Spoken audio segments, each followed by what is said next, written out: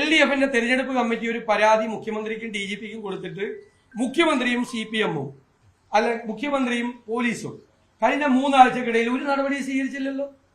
അതെന്താ സ്വീകരിക്കുന്നത്? ഞങ്ങൾ ഒരു സ്ത്രീകളെയും അല്ലെങ്കിൽ ഒരു എതിർ സ്ഥാനാർത്ഥിയെയും അപമാനിക്കുന്ന പ്രശ്നോദിക്കുന്നില്ല.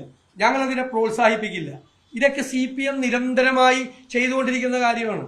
അപ്പൊ വൈകാരികമായി തൊണ്ടയിടറിക്കൊണ്ട് പറഞ്ഞു എന്നൊക്കെ പറഞ്ഞ് വാർത്ത വരുത്തിയാണ്.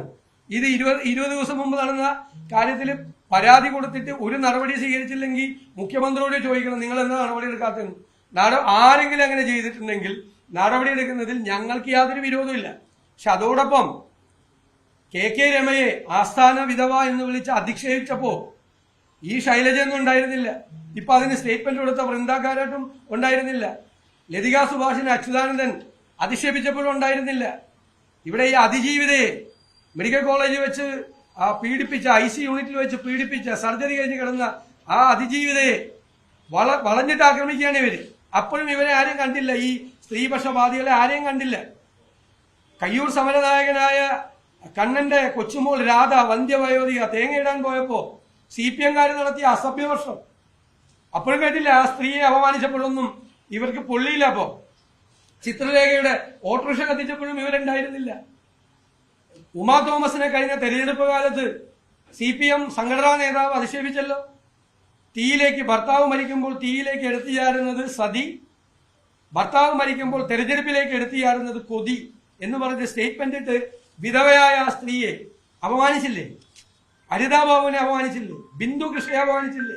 രമ്യ ഹരിദാസിനെതിരായി വിജയരാഘവൻ സംസാരിച്ചപ്പോൾ ഇവരൊക്കെ എവിടെയായിരുന്നു? ഈ എത്ര നിങ്ങളുടെ വനിതാ മാധ്യമ പ്രവർത്തകർ ഇവരെല്ലാവരും എത്രമാത്രമാണ് ഈ സൈബർ ഇടങ്ങളിലൂടെ ആക്രമിക്കുന്നത്? ഞങ്ങൾ അത് ഒരിക്കലും ചെയ്യാറില്ല. അത് ചെയ്താൽ അത് പ്രോത്സാഹിപ്പിക്കുകയില്ല. എന്നിട്ട് കഴിഞ്ഞ തെരഞ്ഞെടുപ്പിൽ ഇത് തോക്കാൻ നേരത്ത് അവസാനത്തെ ആഴ്ച തൃക്കാക്കര ഉപതെരഞ്ഞെടുപ്പിൽ എനിക്കെതിരെ മന്ത്രി P. രാജീവ് ആരോപണം ഉന്നയിച്ചു. അവിടുത്തെ LDF സ്ഥാനാർത്ഥിക്കെതിരായിട്ടുള്ള ഒരു ഫിലിം ഞാൻ ഉണ്ടാക്കി വ്യാജമായി നിർമ്മിച്ച് സമൂഹ മാധ്യമം, കേരളത്തിലെ പ്രതിപക്ഷ നേതാവിന്റെ ജോലി ഈ വ്യാജ ഫിലിം അശ്ലീല ഫിലിം ഉണ്ടാക്കുന്നതല്ലേ? വ്യവസായ മന്ത്രിയാണ് അന്ന് ആക്ഷേപം ഉന്നയിച്ചത്. എന്നിട്ട് അതിന് ജനങ്ങൾ കൊടുത്ത മറുപടി കണ്ടല്ലോ. ഇവരുടെ പാർട്ടിയാണ്, സ്വന്തം പാർട്ടി ജില്ലാ സെക്രട്ടറി കിടക്കുന്ന കട്ടിലിന്റെ അടിയിലുള്ള ക്യാമറ വെക്കുന്ന ആളുകളാണ് CPM-കാര്. അത്രയൊന്നും കോൺഗ്രസും UDF ഒന്നും ഒരു കാലത്തും അധപ്പതിക്കില്ല. ഒരാളെ ഞങ്ങൾക്ക് എന്തിനാണ്? പിന്നെ അവർക്കെതിരായിട്ട് രാഷ്ട്രീയമായ ആരോപണങ്ങൾ വരും. അവര് കേരളത്തിലെ ആരോഗ്യമന്ത്രിയായിരുന്ന ആളാണ്. ആരോഗ്യമന്ത്രിയായിരുന്നപ്പോൾ അവര് വലിയ അഴിമതി നടത്തിയിട്ടുണ്ട്. 1032 കോടി രൂപയുടെ അഴിമതിയുണ്ട്.